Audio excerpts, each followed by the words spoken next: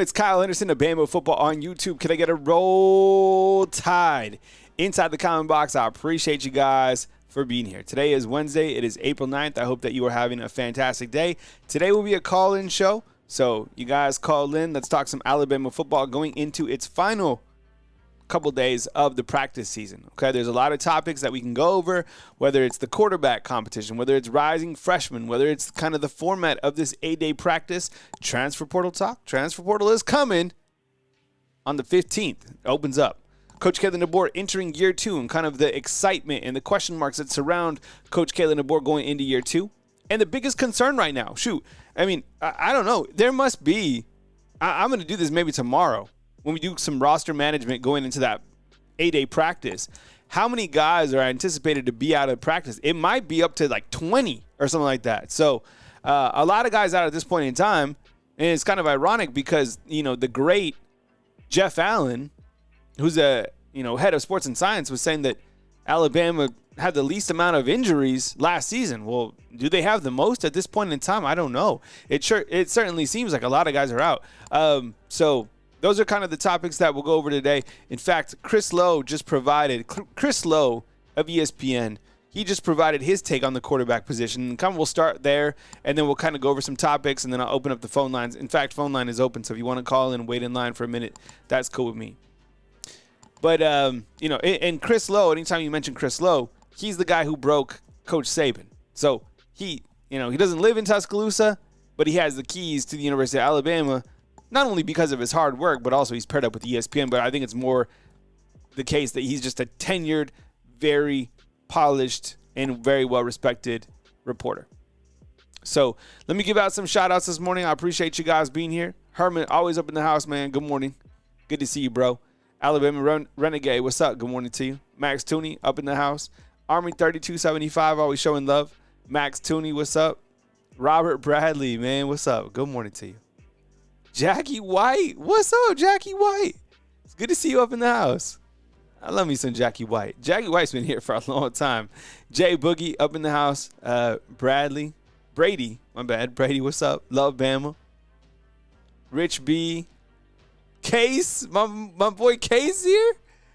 All right, good. Appreciate you guys.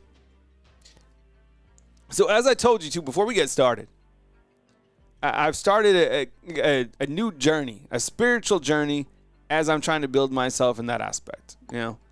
I feel, it's my responsibility to take steps to get closer to God.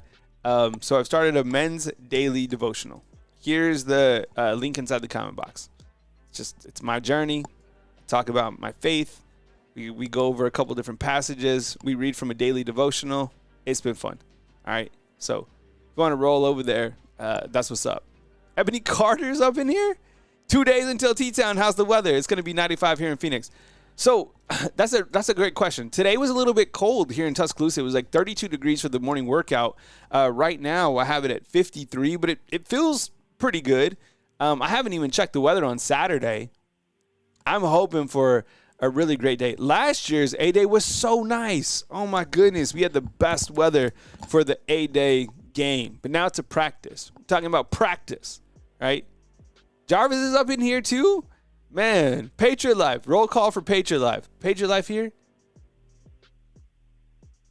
All right. Tyson, what's up, man? Good to see you. Joe Kroons, good morning. What if my last name was Kroons? I like that. Kyle Kroons.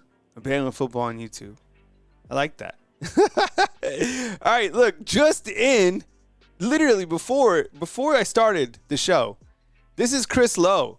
As I said, Chris Lowe said, and Chris Lowe has the keys to the University of Alabama, all right? Works for ESPN, does an amazing job. He says this: my take on the Alabama quarterback situation after being on campus. Ty Simpson, best position to be the starter, but has got to win it. Hasn't done it yet. Austin Mack is battling and has some real support among the players. Ooh, interesting. Ray has this at 70 for Saturday. Oh, my goodness. And Keelan Russell, most talented of the three, but a freshman. Legit race. Ooh. I love the update right here. That's from Chris Lowe, ESPN. That's on X. And, of course, when you listen to the coaches right now, it's a lot of coach speak. And I do think there is a quarterback competition. I really do. But I also do think the more that I think about it and hear the coaches talk, strategically, you can't be like, this is 1, this is 2, this is 3. The transfer portal is going to scare everybody. But we've all coached, sports. You know who the best athlete is. You know who your best pitcher is in even Little League Baseball, right? You're not like, oh, you know who it's going to be. Myron's like, I'm fully expecting Ty to start, but if he struggles, he'll be replaced. Matt Dunn, what's up? Good morning, man. So good update here from Chris Lowe, and I think that's kind of been the pulse. I think I have Keelan Russell as number 2, but I mean, that's just from the people that I talk to.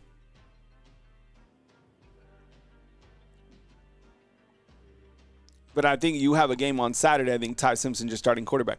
It's crazy. I even got somebody last night inside the comment box was like, man, why are you always dissing Ty? When have I dissed Ty? Ever? Never. It's a competition. Like, I want the best quarterback to play. It was me who was calling for Ty Simpson to play after the Tennessee game last year. I felt that even if he came in for like a quarter or two, just to kind of switch it up a little bit, I felt that would have been really good for Alabama overall because they were struggling at that point in time. Love me some Ty Simpson. 100%. All right, so call line is open, 205-850-1994. I put some themes on the board. Quarterback talk, rising freshman, A-Day practice, transfer portal talk, Coach Kalen DeBoer enters year 2, and biggest concern right now.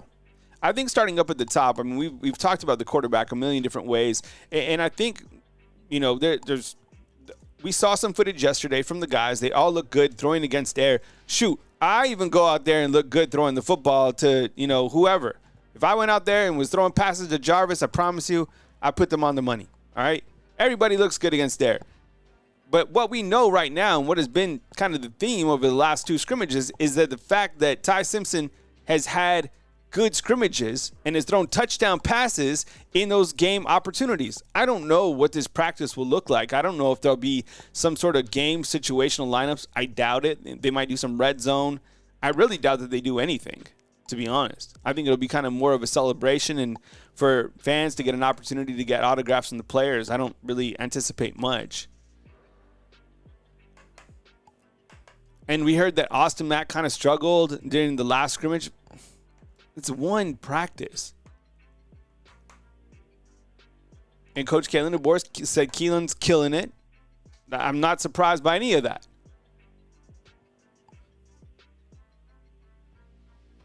Daniel's like, I'll still look terrible even against air. No, man, you don't got the arm? So the quarterback position, I have it Ty, Keelan, Austin. We'll have our final quarterback rankings as we start next weekend after we've seen A-Day practice. So that should be fun to break down all the positions and give you our quarterback and positional rankings next week.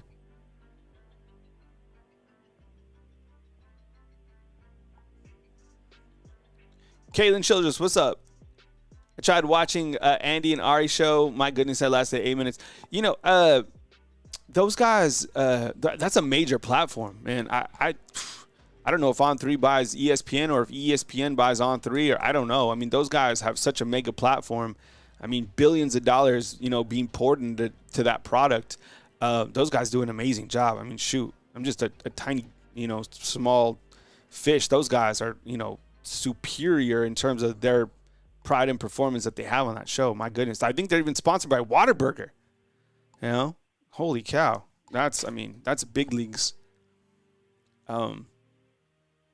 So no, I mean, it's really incredible what they built. I think when you talk rising freshmen, and again, call line is open, 205-850-1994. I think when you talk rising freshmen, it's been great to see I think the biggest takeaway, I think, for the freshman has been Dejon Lee. Even over Lazier Brooks, and that says something because you have one guy on offense, one guy on defense, whatever the case is. Name him 1A, 1B or whatever. I don't care. The thing I want you to think about with this freshman class, and there's other freshmen that I'll mention here in a second, but these are the building blocks of Coach Kalen DeBoer's future roster, right?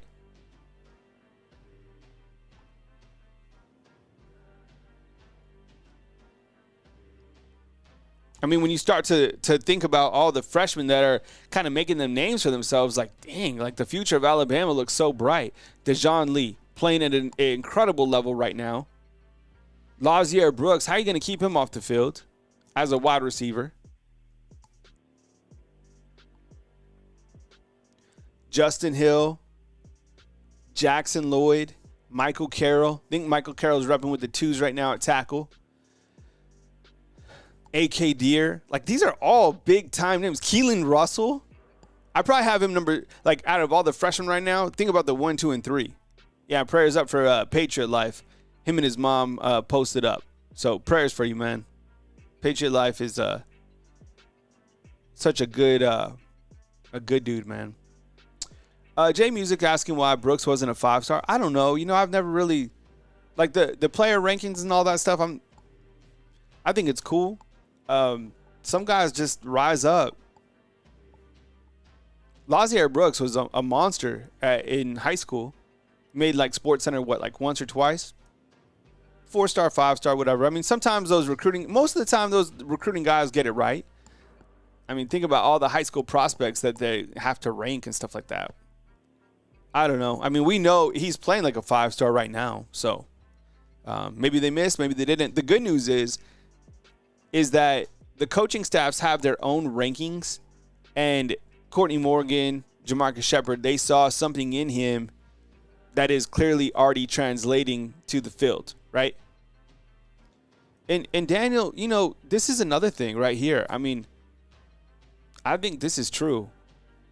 While we could have our questions about some other aspects, I mean, it's hard to talk about, like, these guys are recruiting at a very high level. And I think after the spring game practice or whatever, as we get into the summertime, it'll heat up. But yeah, Courtney Morgan and Coach Kalen DeBoer, they're kind of a menace on the recruiting trail. It might not be so much in-state right now, but overall, they're doing a really good job.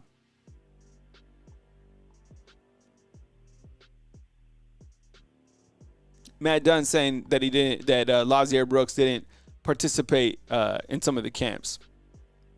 Yeah, that could have been the case. I could see that. Sometimes if you don't go to the camps, you can't get evaluated, whatever.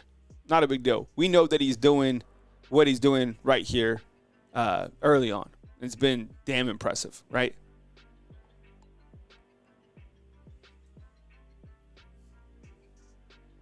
I saw one of the team reporters had it. He had Kane Womack getting after Ivan Taylor, like coaching him up. I think there was even like a profanity thrown in there. When a coach is on you, that means he loves you. That doesn't mean that he wants you to hit the transfer portal. That doesn't mean, like, if you're not starting, that you hit the transfer portal and you cry and you whine about it. If a coach is on you, if a coach is riding you, I promise you, coaches are trying to fire you up. And obviously, with Ivan Taylor, his dad, playing in the league, he's not going to get, pressed on it. But it's like, that's football. That's life. When somebody is on you, they care about you. They want you to do better. So Ivan Taylor, I think, was getting coached up yesterday. I love to see it. Sal Sinceri was always coaching up everybody. So it's good to see Kane Womack getting after Ivan Taylor, another rising freshman. We got a super chat up in here. What's up, Hal Johnny? Appreciate the 5 spot, man. Defense will be elite. Yeah, I think when you look to the defense, you have 9 returners coming back, or, you could even say 10 or whatever it is. I mean, all those guys, and I rattled off kind of the defense, how I see it fit yesterday. I'm starting to even feel good about the 2s on the backside for Alabama's defense. Let me ask you this. I think if I was to ask you, like, question marks or biggest concerns, which I'll do here in a second, about the offense, you would probably say offensive tackle, maybe the tight end. Like, do you have a high-producing tight end? Who's going to be the quarterback? But let me phrase it like this. In terms of the defense,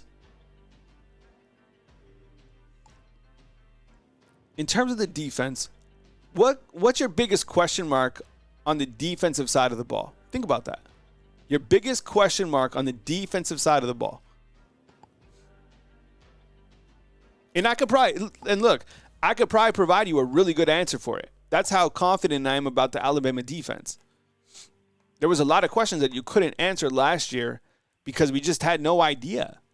On offense, there's more question marks. On defense, there's not that many question marks. So I'm curious, like Todd, I figured people will go with defensive line depth, like Todd is saying right here in the comment box. And the easy fix to this is to say, it sounds like, defensive line 1,000,000%. Biggest question. So I think the thing is here is you have Tim Keenan, right? James Smith. Can those guys stop the run? Can they get after the quarterback if they need to, right? But then also on top of that, who are the guys behind him? It sounds to me like Edric Hill is making some movement. Hey, how Johnny has been a fan funder for 20 months. That's what's up, man. Appreciate it.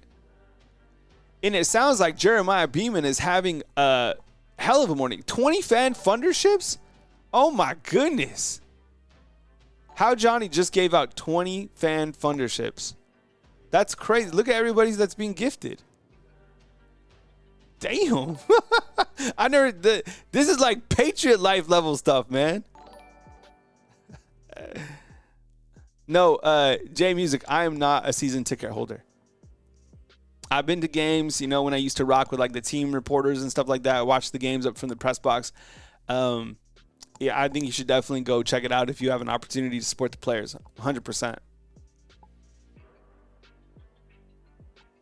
I haven't even been to like a box. I've always watched the games from up in the press box.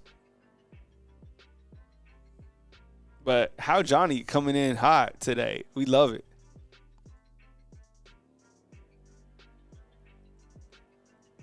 So really defensive line, that's really the only question because every single other area that you go with on Alabama's defense, the twos are pretty good. Like the bandit position, solid. Wolf position, so solid. Inside linebackers, a little bit banged up, so solid. Experience. Corners, experience. Safeties, solid. 4-3-2, or 4-2-3. We got a call. We'll take it now. You ready? 4-2-3.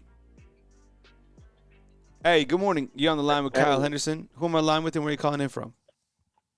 Yeah, this is Jeff from Chattanooga. Jeff, what's up, bro? Coming to us from Chattanooga. Dude, Chattanooga's a nice spot, man. I think people sleep on Chattanooga. That's just my take.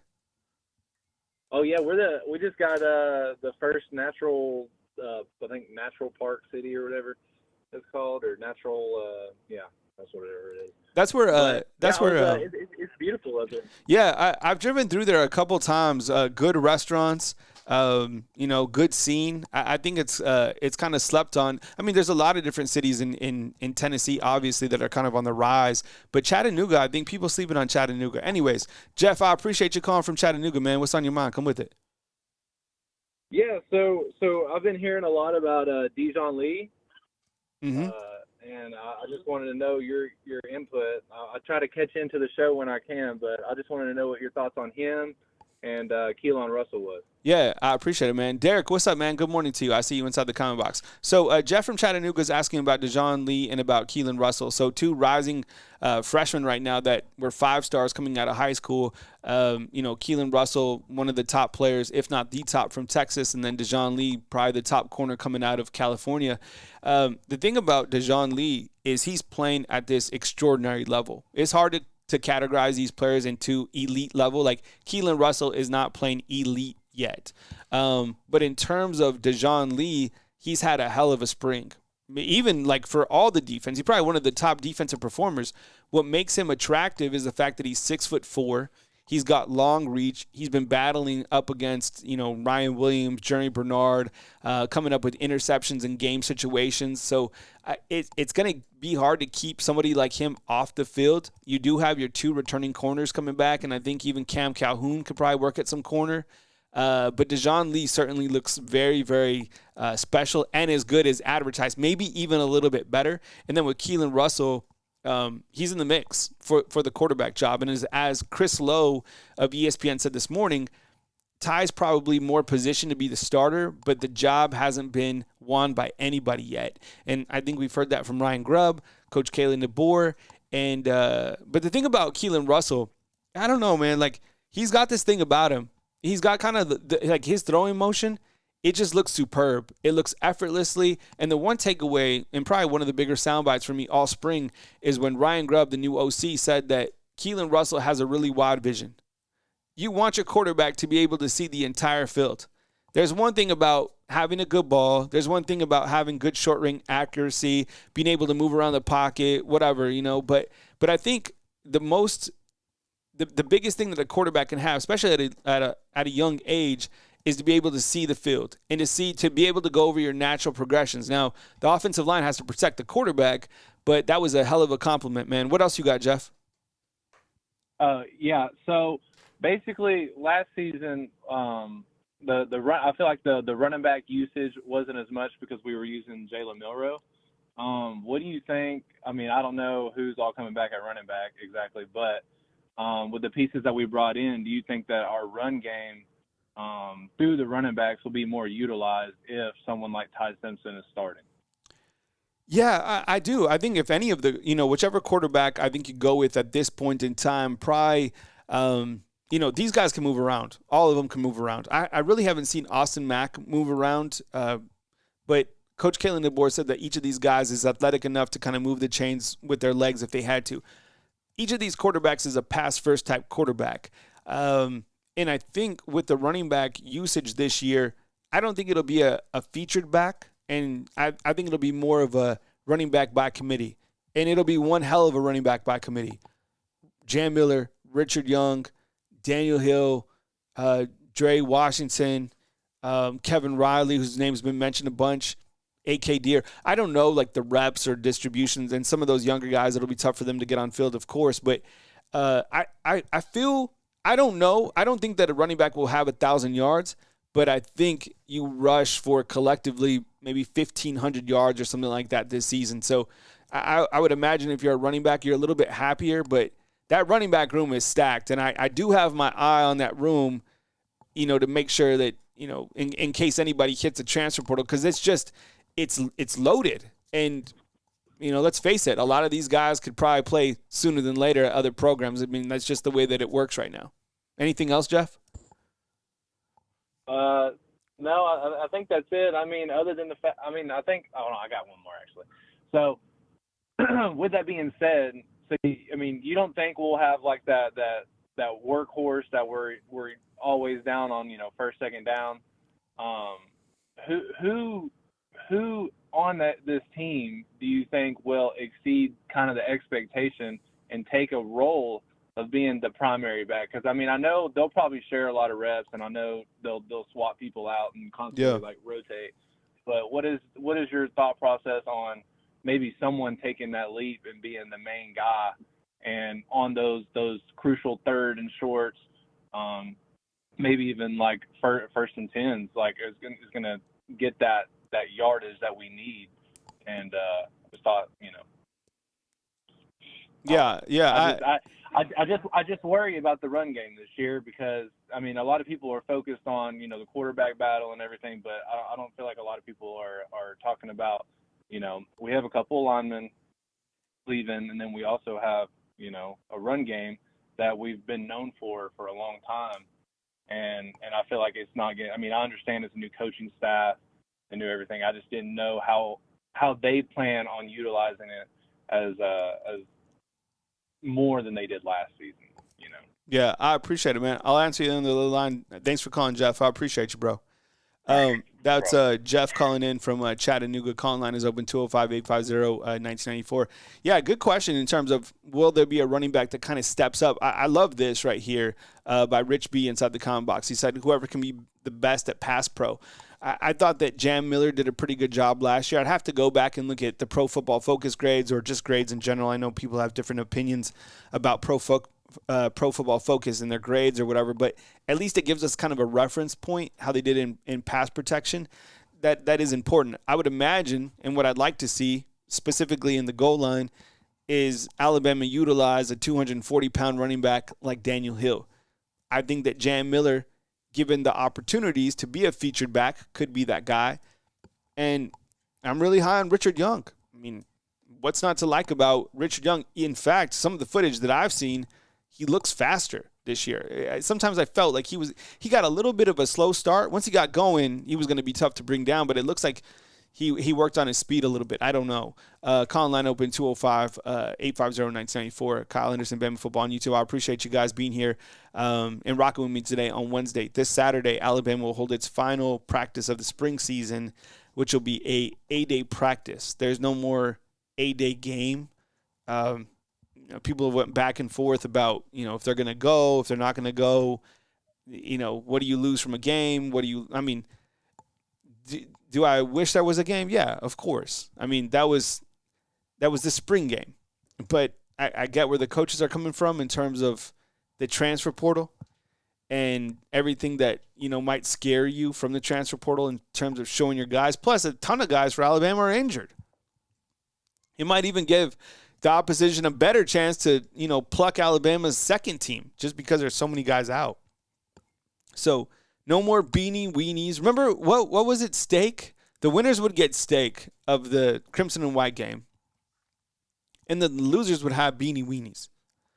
So I guess you don't have that this year, but you have some sort of a practice, which is fine. I mean, we'll make it work. And it looks like it's going to be beautiful weather on Saturday. So come out, and if you're a member of Yay Alabama, I guess you get autographs after the game. And Coach Kayla DeBoer will be down there, Ryan Williams, coaches, players. It'll be a fun day. So come on out to Tuscaloosa and have yourself a time.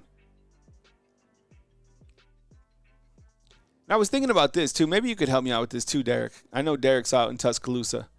Why not have the game after the portal when there's a deadline? I've thought about that too. Yeah. But I guess, based on, because when did the transfer portal close? Like April 25th? Yeah, it was ribeyes versus beanie weenies. But if you're coming to Tuscaloosa, there's plenty of restaurants to hit up. Like, I know Chuck's, Five, those are kind of like the ones that get the notoriety. But, Half Shell is good. Check out Half Shell. Haven't been to River in a while. My favorite spot to eat is simply Antojitos. I mean, I'm not going to turn down some amazing Mexican tacos. That's right there on McFarland. There's a couple new Italian spots that have hit up if you can't get into De Palmas. Breakfast, if you can hit up Waysider, do Waysider. City Cafe is another good spot to post up at. They have a Big Bad Breakfast that just opened up here. I haven't been there yet. I would imagine it's good. If you're looking to get loose with it a little bit, they got Innisfree, Galettes if you want to go live your college days, right? Central Mesa is good. Yeah, I like Central Mesa. That's good. Yeah, that's a good spot. Oh, Avenue Pub is solid. There's 2 locations now. They opened up another Avenue Pub kind of closer to the river, which is cool. No Blue Plate. Look. Go to Blue Plate. Don't let me. Okay, you guys know how I feel about Blue Plate. Go for yourself. If you like it, that's fine. The Curry Kitchen. All right, that's what's up. I don't think I've been to the Curry Kitchen. You know where I went the other day? I went. What's up, Wits? Wits says they have Big Bad Breakfast in Birmingham. I've never been there before. I'll go check it out. You know where I went the other day? We'll get back on topic in a second, but a couple places to eat at in Tuscaloosa because I know people coming into town. I went to the new Asian buffet over by Dick's Sporting Goods. It was good. It was a little bit expensive for me. I don't know how much buffets are in general, but it was like $16 and then it was for all you can eat. Dreamland, of course. You know what? Another place that's really good is Full Moon. Full Moon Barbecue. I don't mention that place enough, but Full Moon, man, Full Moon is really good. Lost Pizza just opened up. A lot of people, I haven't been there yet, but a lot of people talking about Lost Pizza. Archibald's, of course. And you know what? This is probably the most, this is spot on right here. It's me, Marvin. Birmingham has worked on their food scene. Oh my goodness. Like, that's a foodie city. It's hard to miss in Birmingham with food. They have seriously upped their game. That city's on the map for food, 1,000,000%. Kaylin Childress is like, I miss living in Bama. No, Kansas, doesn't Kansas, that's like barbecue heaven. And you know, right now, one last thing, and then I'll move forward. But Saturdays and Sundays, write this down. If you're coming into town, you can order crawfish from Ingram Farms. So you can type in Ingram Farms, crawfish season right now. So hit them up. And the crawfish is excellent. So Ingram Farms, check them out. Other things I'm looking forward to is honestly this transfer portal. Sully, good morning to you. I appreciate you being here. Nicole, what's up? And I feel like with the transfer portal, this window is ridiculous. I mean, we've talked about this a million different times, is the fact that it's really unfair to the coaches to have this type of pressure. They already went through a transfer portal, which was during the bowl season. Now they're going through a transfer portal after the spring season. It should be one window of the transfer portal. So the 15th, I don't know. I mean, we've looked over the roster before. You know the roster, so do I. And kind of what we've learned, too, is that the grass isn't always greener when people bounce out. I mean, a clear example of that, you can look this up. If you're into the transfer portal, look this up. Javon Baker's dad. Remember Javon Baker? He came here he was a wide receiver, very talented wide receiver. I think he was like a 4 or 5 star. His dad thought he should be playing sooner. And his dad was basically the catalyst to why he transferred. His dad came back and took accountability and was like, look, Javon Baker didn't want to leave Alabama. It was me. I wanted him to leave because of the ego that I had for my son, that my son should be playing. It's hard to play here. It doesn't matter. Sometimes it takes 3 seasons to play at Alabama. That's not a bad thing. That doesn't mean, this is what's, I think, frustrating when you come to Alabama is if you don't play within like the first 2 seasons, people think you're not good. That is like the furthest thing from the truth. Like, that just means that Alabama's that good. And to be able to even be on the roster here, a scholarship player here in the, on the depth chart, that's hard. Not a lot of, as you know, Alabama's not for everybody. And there's a lot of different players, a lot of different places that you can go as a player to get on the field faster, but you're going to lose that iron sharpens iron because Alabama's still there. There's probably about 10 programs out in the country that have the type of athletes that you're practicing against. And let's face it, the facilities here are ridiculous. I see so many pro football players here in the summertime because of what Alabama has to offer. Ebony's right. Hit the thumbs up. Appreciate you. So, yeah, and you know what, Chance? That's a good topic too. Is Chance said, and this was yesterday. I saw. Oh, you know who does a really good job the next round? They're doing a really great job too. Did you see Caleb Odom said about transferring? I didn't think that was like a too big of a, I didn't think anything that he said was wrong. He's not going to come out and say, yeah, I got paid, more money or whatever. But look, he's from Mississippi. I'm sure it was like, what did he say? It was second on his list. The crazy thing is, as high as we were on Caleb Odom, dude, we don't even miss him. And the crazy thing is, He played a little bit last year, and I think his ceiling's high. I really do. I don't think he'd start right now.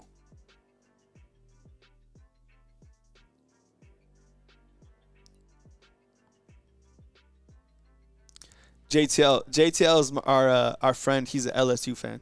Let's see what he has to say. Bama isn't the only school that produces NFL talent. You're right. LSU is sending guys too. I'm saying there's about 10 schools where if you transfer, for example, like, and look, Ja'Cory Brooks had a great season at Louisville. You kind of fall off though, like the major radar. What happened to JoJo Earl? What happened to Tommy Brockemeyer? What happened to you see what I'm saying? We could list a million different transfers that transferred out, and you're like, what happened to them? It's like some of these transfers kind of just like vanish. Am I right? Seriously, let's think about this. Okay, Caleb Downs is doing his thing. Help me out, please. Who are some freshmen who are like really doing it up that transferred from Bama? Aaron Anderson, could we say him? I love me some Aaron Anderson. Aaron Anderson's dope. He's a good wide receiver, man. That dude is good.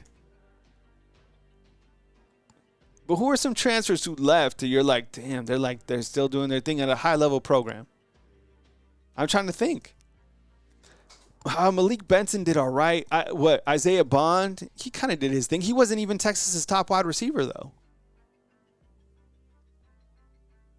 No, I'm really having trouble with this. Earl Little, he didn't have the best season last year. He's probably slated to have a good season this year. But I think Caleb Downs might be the only like guy who really left where you're like, wow, that was big. I don't know who else. I'm serious. I'm like drawing blanks. I have to go back and think about it. I don't know. Weird. Yeah, Isaiah Bond did have a few injuries. See, Tony Jr.'s right. That whole DB class that left. Jake Pope, remember him? Kirby Smart called him an idiot. Eli Holsting, look, Eli Holsting had a really good season, but he wouldn't have played here. Army 3275 says Julian Sain could be. I think he's in a quarterback battle right now. But there was no way that Eli Holsting was going to start even last season. I mean, Ty barely got to play. And Ty wasn't surpassing Eli, but Eli Holsting had a hell of a season. He did a great job at Pittsburgh, 100%.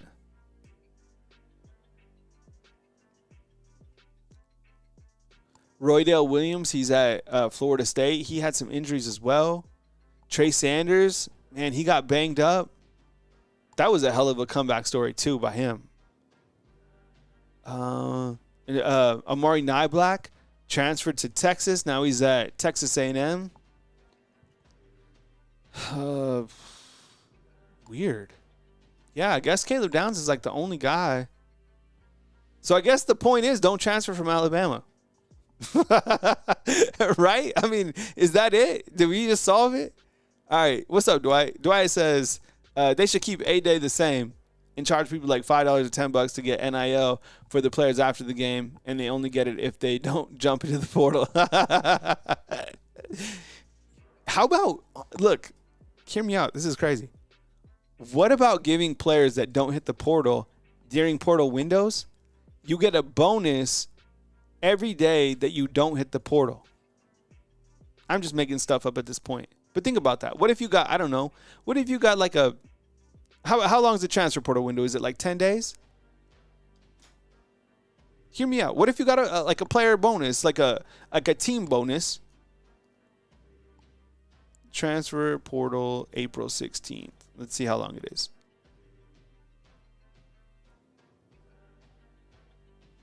Okay, so it's from April 16th to the 25th, right?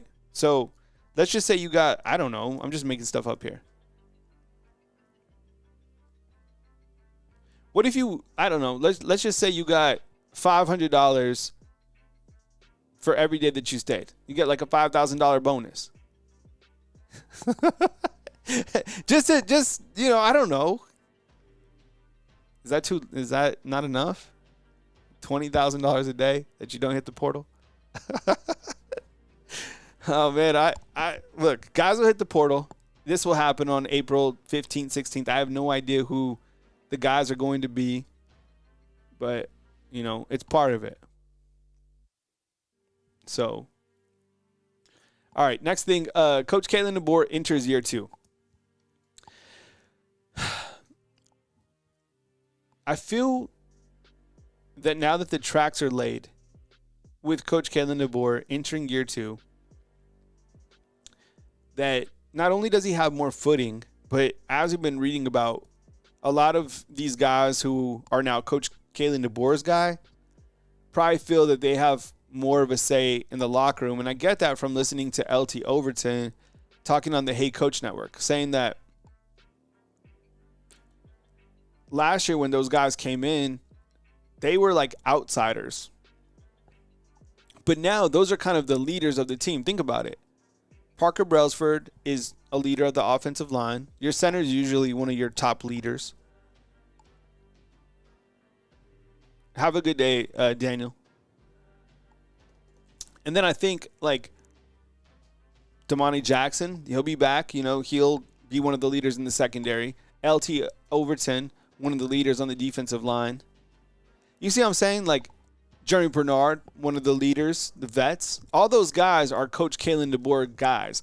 Compound on the fact that now you have this freshman. So not only do you have like vets kind of at the top entering year 2 under Coach Kalen DeBoer, but you also have the first wave of the recruiting window. There's still a couple guys in there that are Coach Saban guys, but just a few.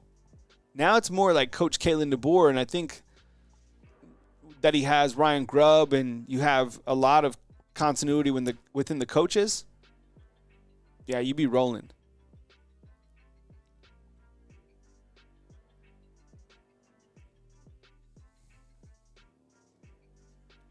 But yeah, year 2, I think year 2 has more pressure. Even though the team will be better, and we talked about the schedule, but I think year 2 there's more pressure because you lost 4 games, right? The fact that you lost 4 games, every loss going forward is going to be that magnified, specifically if you lose early in the season.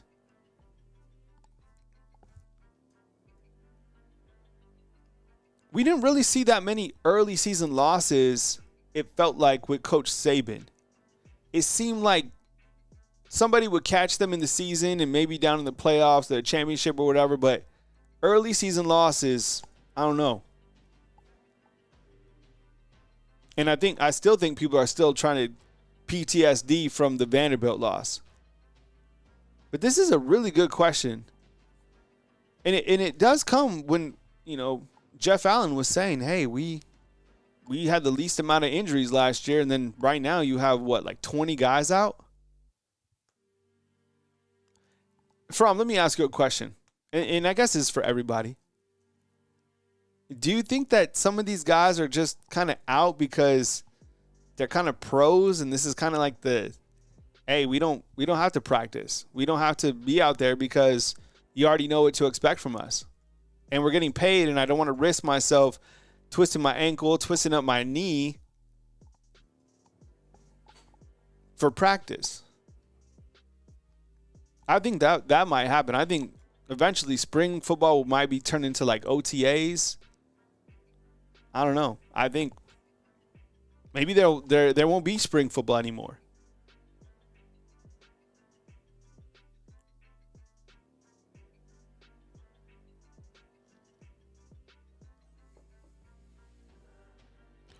Crimson Angel inside the comment box says the biggest concern is depth for the lineman and for Ty Simpson will probably be the starter. Need to make sure, Coach Kalen DeBoer needs to make sure that these players need to play and be in better shape for those guys were not in shape last year. Doug D3 is saying it's on the strength coach.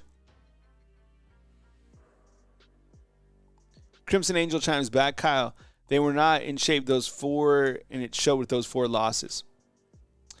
I don't know if they were in shape or if they weren't in shape. I just thought like Oklahoma. If you can go over all the losses, Vanderbilt had a better game plan.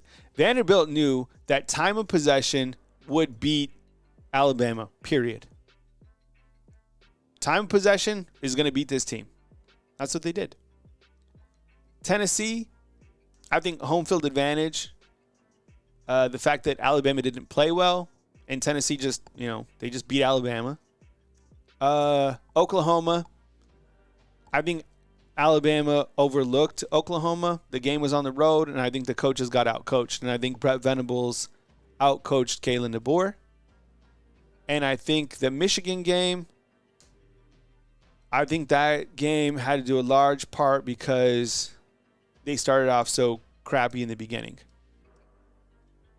Defense played well, but I thought you should have made maybe a quarterback change to give you a shot to win what I felt a bowl game that you needed to win, just for more momentum for your overall program. But those are why I feel you lost those 4 games.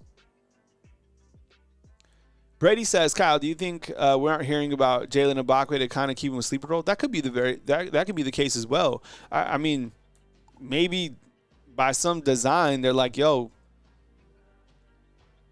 kind of keep some of these guys on the low and then kind of have them have breakout years. I don't know.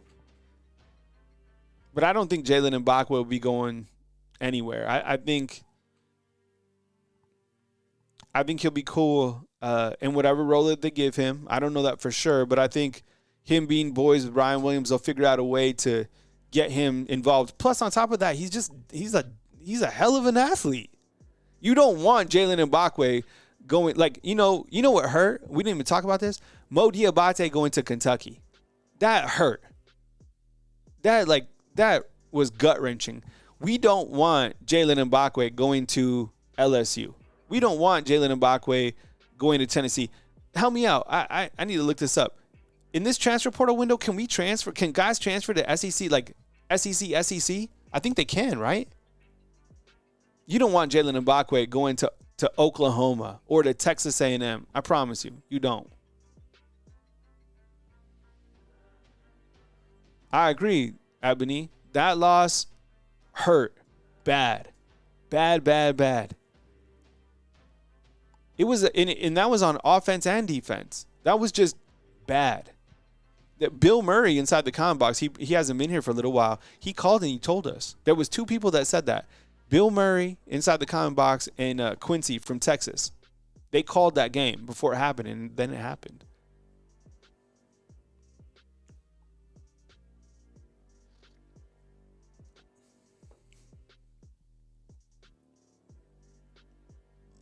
So here we stand, a couple days out.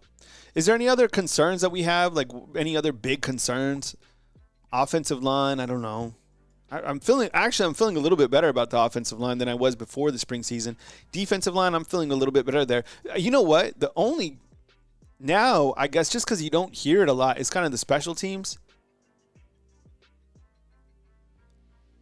Like kicker, punter, snapper, all those guys are new. You know what? In fact, I heard at this second scrimmage that there was a bunch of bad, missed snap handles or whatever from the long snapper to the holder.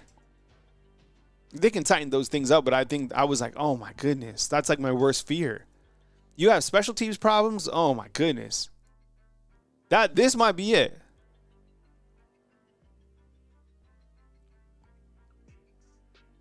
Special teams, kicker, punter. Fromm is saying pass rush. Yeah, we're hoping that LT Overton can get kind of, 8 to 10 sacks this year. Sean is asking about Ryan Williams' injury. I don't think it's anything big at all. It might be like a cut on his, a tiny scrape. Coach Kalen DeBoer said Knicks. I think if Ryan Williams isn't 100%, there's no need to play him. He's a franchise player, right? I think he's perfectly fine. Coach Kalen DeBoer said if he needed to play, he'd play, but I don't think he's gonna.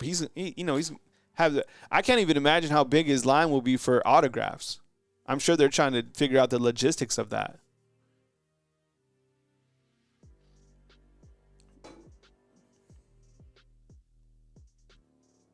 Old man Bama, what's up? Good to see you. Says O-line will be good, good depth on the interior, but at the tackle, a little thin. I agree. That would probably be an area that you need to focus on in the transfer portal. I would love to see Alabama go after somebody to give Wilkin Formby a push. I don't think right now that anybody can give Wilkin Formby a push at that right tackle. I think that should be a large priority. If there's a tackle that's a high-level tackle in the transfer portal, you get somebody to push Wilkin Formby. It'll make him better. But you got to get – I think you probably need a tackle. I think you need – I wouldn't be surprised if you go after a transfer portal kicker, if there's one. People are saying quarterback. Bring in another quarterback. I don't know. Can you rock with just 3 quarterbacks? I think you can. I mean, one guy goes down, though. Then you have 2 quarterbacks. That gets kind of thin. And the problem is, look, remember when the 49ers only had – remember when the 49ers a couple years ago, they had – we were playing our 5th quarterback. We signed some dude off like the street. And even he got hurt. Maybe you do need another quarterback to roll out. I don't know. Jay Bake saying we have 5 quarterbacks. What, 3 on scholarship and then like Caruth and someone else?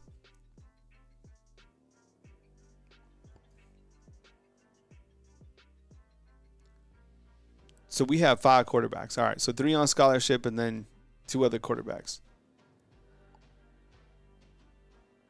I think that tight ends, I could see them going after, like, you know, who's just seeing who's in the tight end honey jar. But I think when those guys get healthy, they'll be good. But right now, I think you only have one. You only have one tight end that's healthy, Jay Lindsey. Yeah, old man Bam is saying counting walk-ons, we got 5 quarterbacks. I'm saying 3 because it's 3 scholarship guys. I don't know. Look, I love the walk-on spirit, but I don't know if I want to walk on running the offense against South Carolina. That's just me, though. And Alabama will take on South Carolina and Columbia, and it's going to be a walk-on who's leading the team out of the, it's like, I don't know.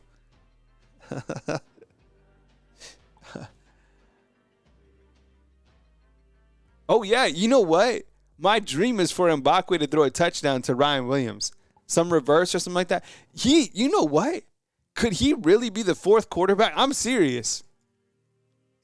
Like, above the walk-on, seriously. Like, if we really got into the weeds, would it really be Jalen Mbakwe? I would probably say so.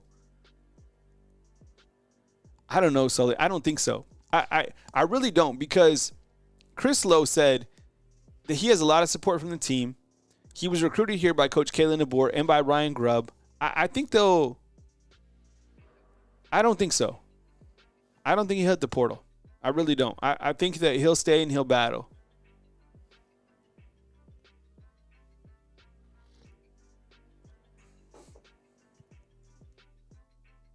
That would be the hell of a story if Jalen Mbakwe stays, plays some quarterback. Melon Jesus says that Bray was a quarterback in high school. Wasn't Daryl Duke Johnson a quarterback too?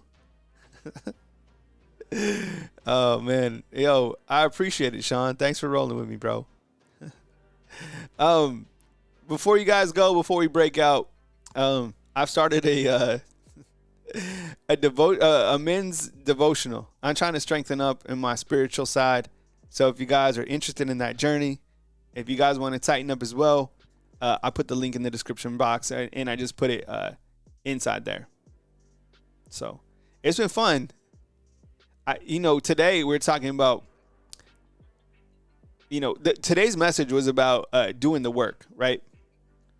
And I love it because I've never been afraid of work, but you got to be able to put in the work in all aspects. This is the book that we're working off of. It's a daily wisdom for men, and today is it's called Doing the Work. And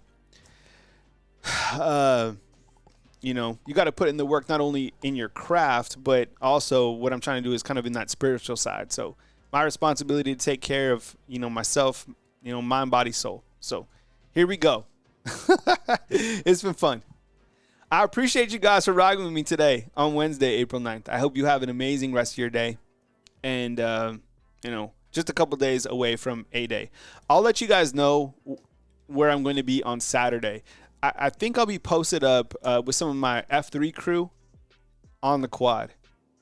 And I'll send you the coordinates. So if you want to roll through, say what's up, take a picture, talk a little bit of life, that'd be what's up.